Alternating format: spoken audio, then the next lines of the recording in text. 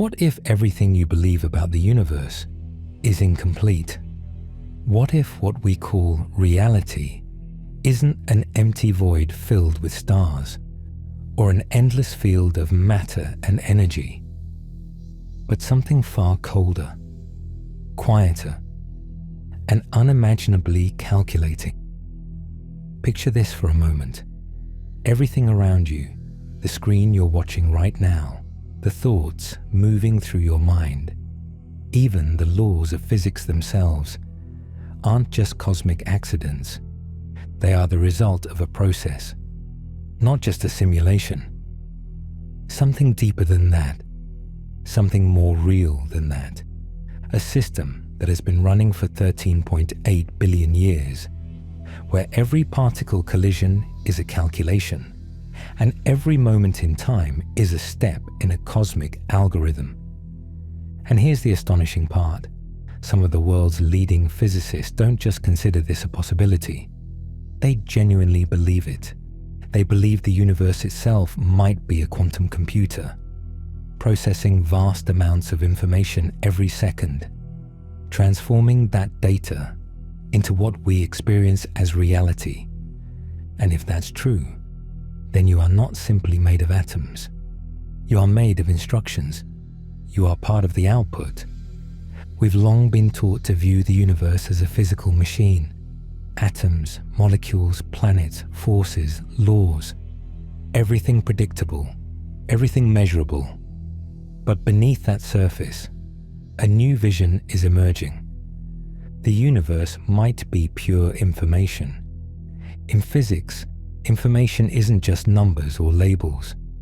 Information is real. It can be measured. And according to quantum theory, it cannot be destroyed.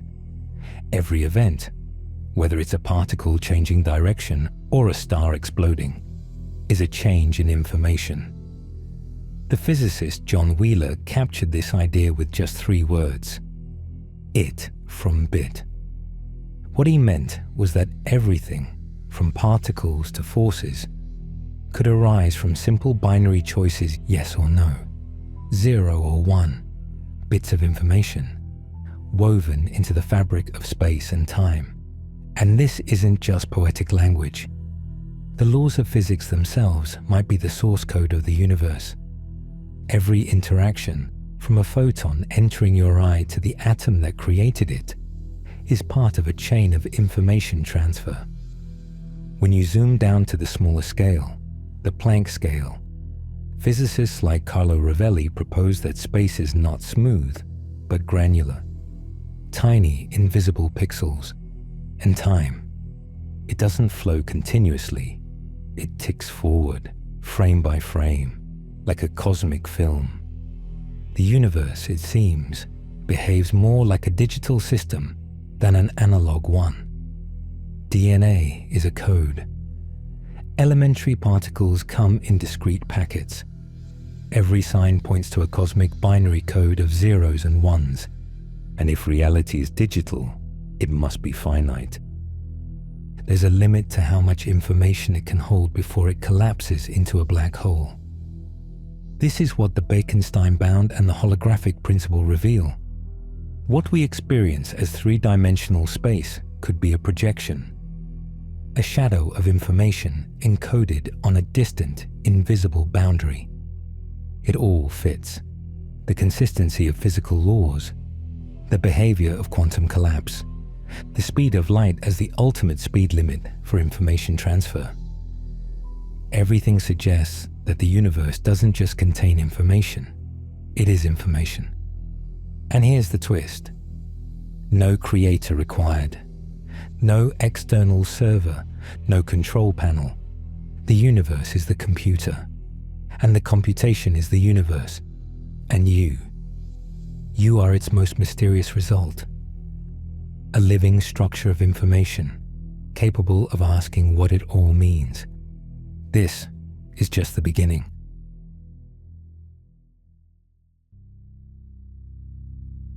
What if the universe really is a quantum computer? Before we go that far, we first need to understand what a quantum computer actually is. It's not just a faster machine, nor a futuristic device solving problems that classical computers can't. That's part of the story, but not the heart of it. The real difference lies in how quantum computers process information and how that process challenges everything we once believed about computation. Let's start with something familiar. A classical computer, like the one you're probably using right now, works with bits. A bit can only be a 0 or a 1, off or on, nothing else. Every task your phone or computer performs comes down to billions of these bits flipping between those two states. This works because it's simple, stable, and predictable. But it has limits. Some problems are so complex that even the world's fastest supercomputers would take thousands of years to solve them. And that's where quantum computing comes in. Quantum computers don't use bits, they use qubits. And qubits behave very differently. A qubit isn't just 0 or 1. Thanks to a property called superposition, it can be both at the same time. Imagine tossing a coin. While it spins in the air, it's not heads or tails, it's a blend of both. In quantum physics, this isn't just a metaphor, it's real. And when multiple qubits work together, the number of possible combinations grows exponentially. While 10 classical bits can store just one value at a time out of 1,024 possible states, 10 qubits can represent all 1,024 states simultaneously. This gives quantum computers incredible parallel processing power. They don't try one solution after another, they explore many at once. And that ability changes everything we know about problem solving. Quantum computers aren't limited by linear sequences. They operate across multiple possibilities simultaneously, pushing the boundaries of what we thought was computationally possible. Problems that would take lifetimes to solve with classical methods could, in theory, be approached in moments with quantum logic. But there's something even stranger: quantum entanglement. When two qubits become entangled, the state of one immediately influences the other, no matter how far apart they are. This phenomenon has been proven again and again in labs around the world. Einstein famously called it spooky action at a distance. Entanglement allows qubits to function as a single system, sharing information in ways classical bits never could. But qubits are extremely fragile. Any disturbance, noise, heat, even observation can collapse their quantum state. That's why building reliable quantum computers is one of the greatest challenges of our time. It's not just about the hardware, but about taming one of nature's most delicate behaviors. Keeping qubits isolated, stable, and error-free is like balancing on the edge of physical reality itself. One wrong move, one stray vibration, and the computation collapses. That's why quantum computing is not just engineering. It's a dance with the quantum fabric of the universe. So what does this have to do with the universe? When we zoom in on the quantum world, we find that everything, from subatomic particles to the atoms in stars, behaves like a quantum system. Particles don't have fixed positions or speeds until they're measured. They exist in clouds of probabilities. And when they interact, they don't just collide. They interfere, they entangle, they compute. And here lies the key idea. A quantum computer doesn't simulate quantum mechanics. It is quantum mechanics. It doesn't mimic the rules, it runs on them. When we build quantum computers, we're not just modeling reality. We're working with the very same laws the universe has followed all along. That's why this idea is gaining traction among physicists and theorists alike. Because perhaps the universe isn't like a quantum computer. Perhaps it is one. The more we study these machines, the more familiar the patterns begin to look. the laws that govern qubits and quantum algorithms, seem to echo the behavior of reality itself. It raises a bold but logical conclusion. What if these aren't just tools we've invented, but glimpses of the very mechanism the cosmos has used all along?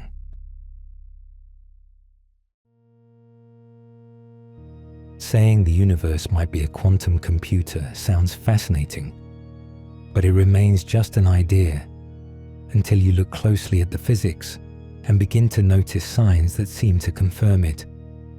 This isn't science fiction. It's not a philosophical game. It's based on models, theories, and the real work of physicists trying to decode the deepest structure of reality. It all starts with one of the biggest puzzles in modern physics, the black hole information paradox. Stephen Hawking showed that black holes aren't entirely black. Over time, they evaporate, slowly releasing what we now call Hawking radiation. But here's the problem. That radiation appears completely random. So if a black hole evaporates and all that's left is meaningless radiation, what happens to the information that fell in? Quantum mechanics makes one thing very clear. Information cannot be destroyed. If it vanishes, the very laws of physics would break. So if it doesn't vanish, where does it go?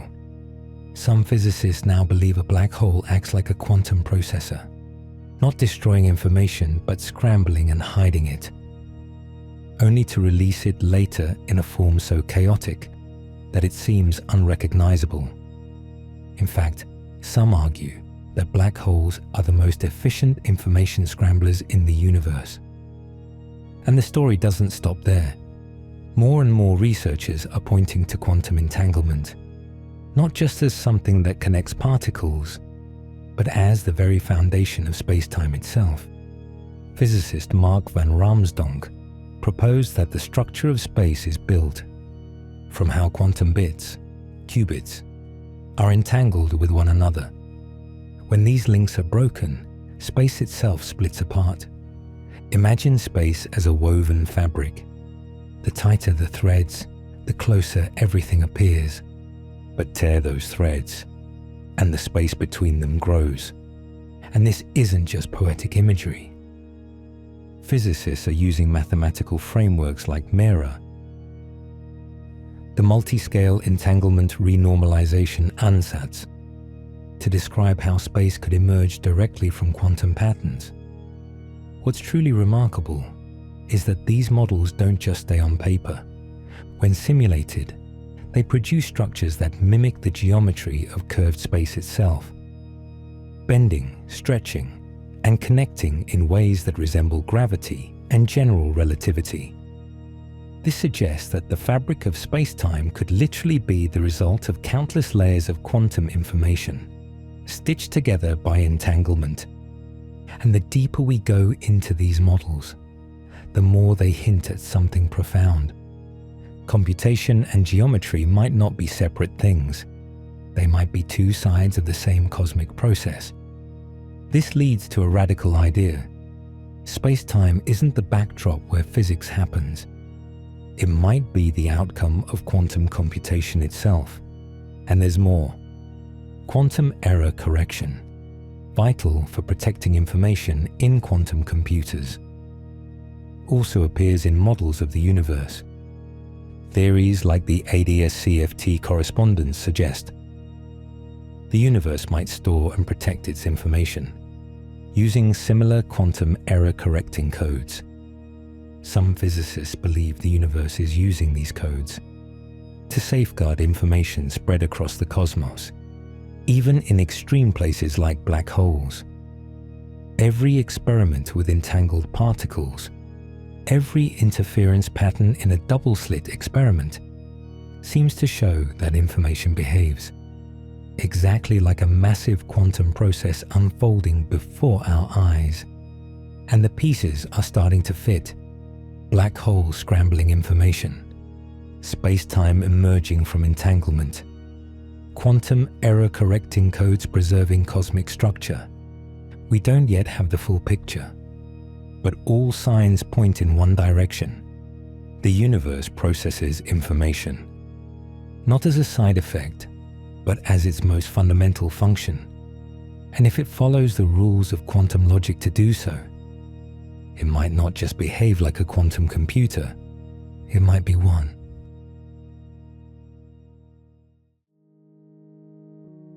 If the universe is a quantum computer, then everything we believe about the laws of physics might be incomplete. Not necessarily wrong, but perhaps backwards. What if those laws aren't fixed instructions imposed from outside, but the result of a calculation the universe has been running since the very beginning?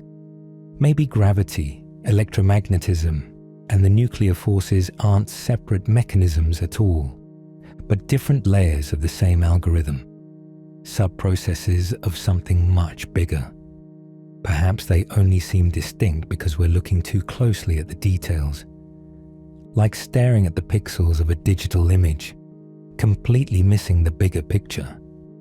From this perspective, what we call the laws of nature might simply be the rules that appear stable in the longest-running, most consistent regions of this universal computation. And if that's true, those rules might not be absolute after all. They could shift, perhaps in the earliest moments of the universe, near black holes, or in regions of the cosmos we may never be able to observe. They might even vary in other parts of a much larger system, something we might call a multiverse, not the science fiction kind with alternate versions of Earth, but different zones of a vast informational structure, each running a slightly different version of the same cosmic code. This perspective also reshapes how we understand energy. Traditionally, energy is the capacity to do work, to move things, to cause change. But in information theory, energy is also deeply connected to how information can be stored, transmitted, or erased. Erasing data consumes energy. Processing information requires energy. If the universe is constantly processing information, then maybe the Big Bang wasn't the start of matter itself, but the moment the system booted up, a surge of usable energy that allowed large-scale quantum computation to begin. This idea also reframes how we think about cosmic evolution itself. From the simplest hydrogen atoms to the formation of galaxies and complex life, every structure we see might be nothing more than temporary configurations, snapshots in a much larger computational sequence. And just like software running on a processor, the universe may not be heading toward a predefined destination. Instead, it could be unfolding possibilities, testing patterns, exploring what the rules of quantum information allow. And this brings new meaning to entropy. The second law of thermodynamics says that disorder always increases. But what if that's not the end? What if it's the universe expanding its state space, exploring more and more informational configurations? What looks like chaos might simply be data we haven't yet learned to read. And this raises an unavoidable question. Is this system computing towards some kind of purpose? Perhaps not. Perhaps there is no final goal. Maybe the universe is simply running its rules, allowing anything that can emerge to emerge. But the story of the cosmos shows something undeniable. Complexity tends to arise. From atoms to consciousness, complexity seems to be the natural outcome of systems like this, not because it's planned, but because it's inevitable. When information flows freely, when interactions build upon each other, when patterns self-organize into structure. And that's where we come in. We're not outside observers. We are part of the same process. We are structures made of information, processing information capable of asking why this all exists. And perhaps that is the strangest thing of all. The universe becoming aware of itself. A system that, through us, begins to examine its own logic. So if the universe really is a quantum computer, We aren't standing outside looking in. We are the machine, exploring itself, line by line and bit by bit.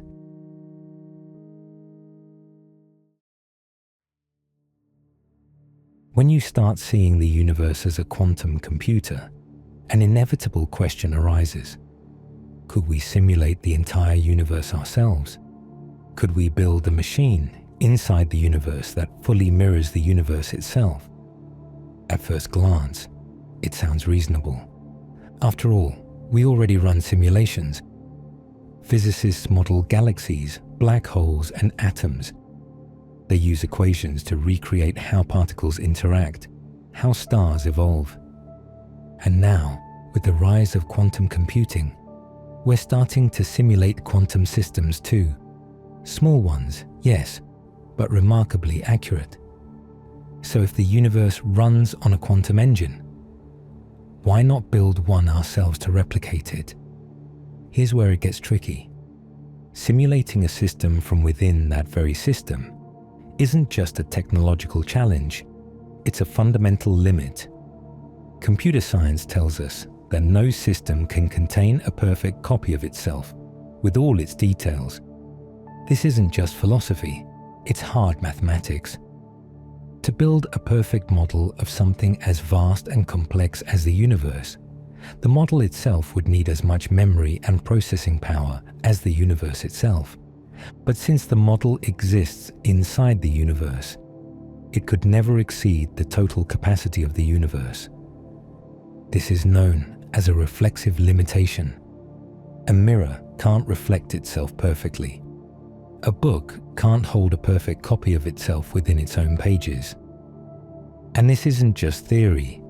It appears in real physical laws, such as the Bekenstein bound, a principle stating that any region of space can only contain a finite amount of information, proportional to its surface area, not its volume.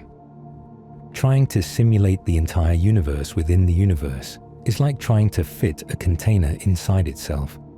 You'll always come up short. We can model parts of it, we can build approximations, but a perfect one-to-one replica? That's physically impossible. So what about quantum computers? They're different. They don't simulate quantum systems the way classical computers do. They are quantum systems. They can represent quantum interactions more efficiently, process entanglement more naturally, and perform calculations that would take classical systems thousands of years. But they too face limits. A quantum computer with 100 qubits can only simulate quantum systems of that size. To simulate every qubit in the universe would require a quantum computer as large and complex as the universe itself. No shortcuts, no tricks. Every attempt circles back to the same conclusion. The system cannot fully contain a perfect map of itself. So again, we hit the same boundary. But that doesn't make the effort meaningless. Science has never needed perfection to advance. We've always worked with fragments of reality. We model what we can. We search for patterns. We ignore friction when studying planetary motion. We simplify molecules when studying thermodynamics. We use idealized models in quantum physics, not because they are perfect, but because they help us understand the rules. Maybe that's our true purpose, not to build a second universe, but to decode this one, to trace patterns, to reveal stable structures, to understand how complexity emerges. And we're already doing this. Researchers use quantum simulations to study chemical reactions, exotic materials, even simplified black holes. These aren't just experiments, they are windows into the deeper laws of reality. And here's the twist. While we're trying to simulate the universe is already simulating us. Every biological process, every thought, every signal in our brains. They all follow the rules of quantum information. In a sense, we are already simulations. Not artificial, but natural outcomes of the universe's ongoing computation. We are not just observers, we are active processes. We are the system, calculating itself, not separate, but embedded, not outside looking in, but inside, reflecting on the code that created us.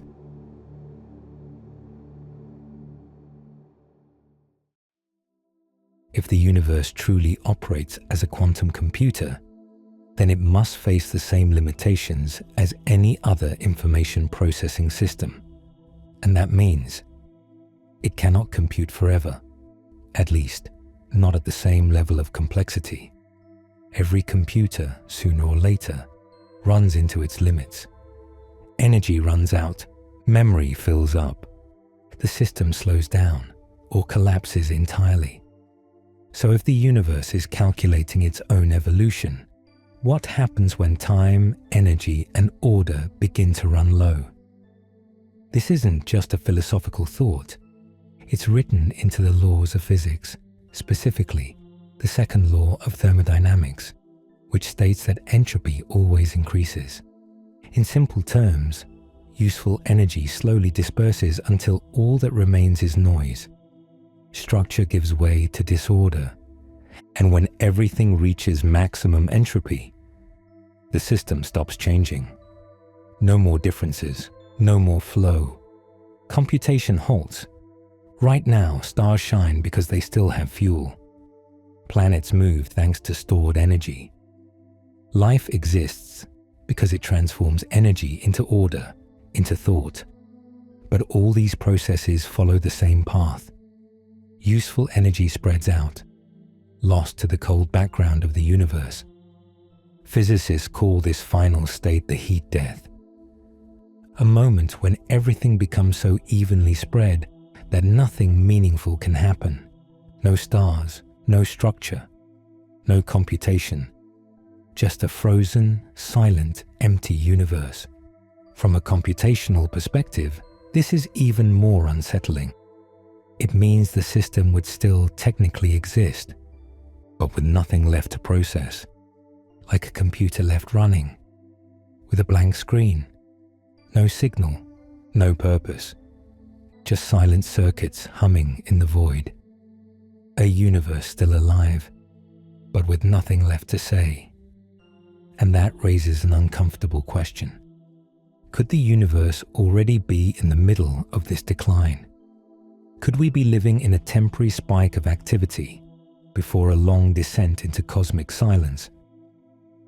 Scientists estimate there are still trillions of years left before the last stars go dark. Some imagine an even more distant future, one where even black holes evaporate, leaving behind nothing but faint radiation. But long before that happens, the universe's ability to create new structures will begin to slow. Without energy differences, nothing can evolve. Without contrast, computation stops, leaving only repetition or stillness. And what happens to all the information the universe has processed?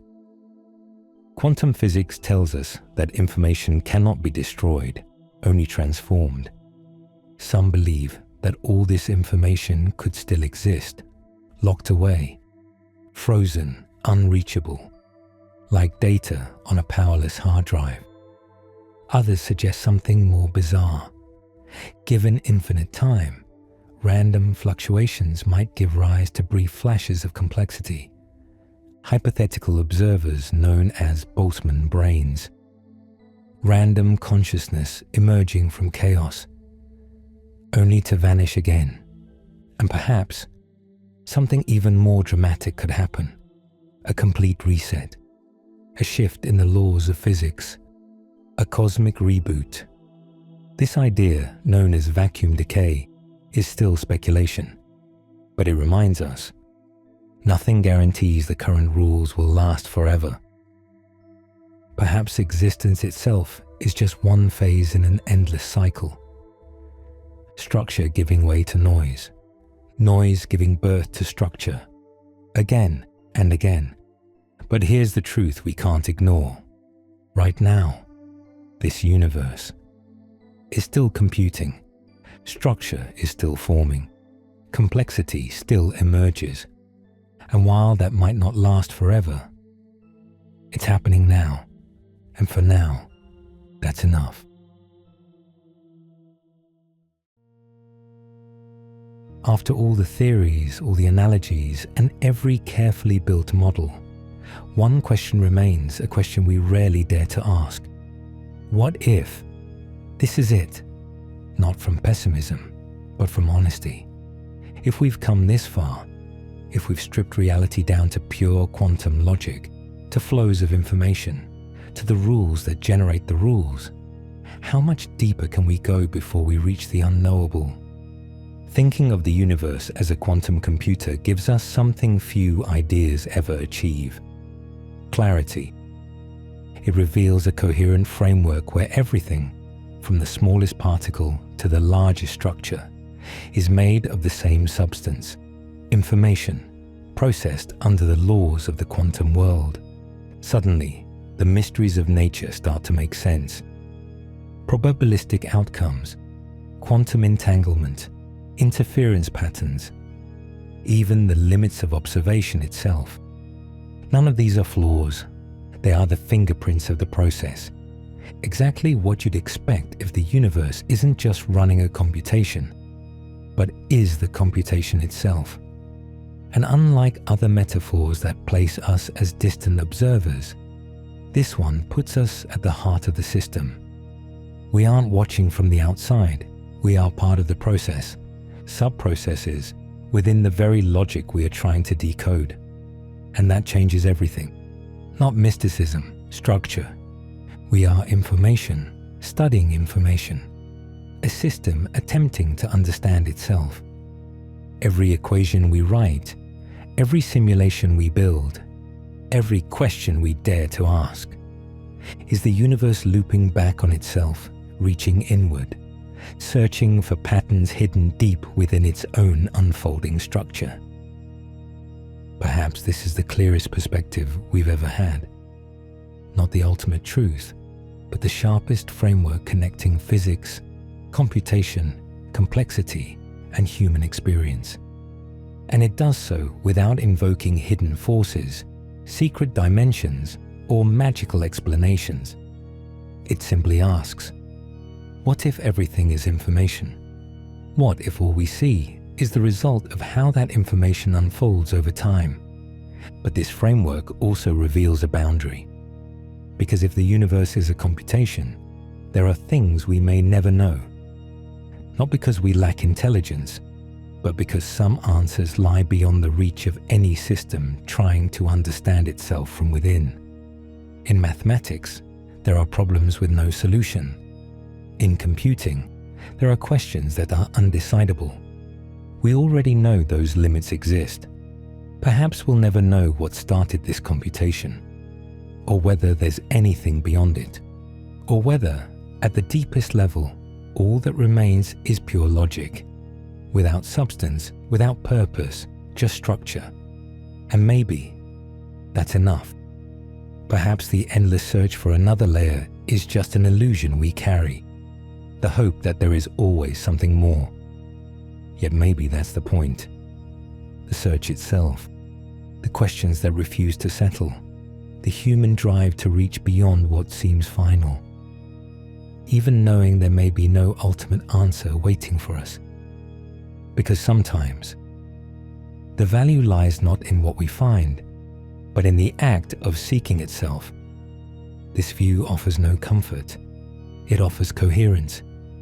It doesn't explain why we are here, but it does explain how everything behaves while we are. And maybe that's why it feels so unsettling. There's no guaranteed purpose, just a system that evolves, where complexity occasionally emerges. Like now, because in one corner of the universe, during a fleeting moment in time, matter organized itself so precisely that it became aware of itself. A system that, against all odds, began to uncover its own rules. Not to control them, not to understand everything, but simply because the computation continues. The universe keeps processing. It keeps unfolding. It keeps writing its own code through us, and whatever comes next is already in motion.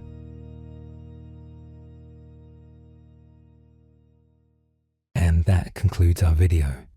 If you enjoyed the content as much as we did, don't forget to subscribe so you don't miss a single episode. Leave a comment below. We'd love to hear your feedback and suggestions for future videos. And don't forget to turn on notifications to stay up to date with all our updates. Thanks for being part of our community. See you in the next video.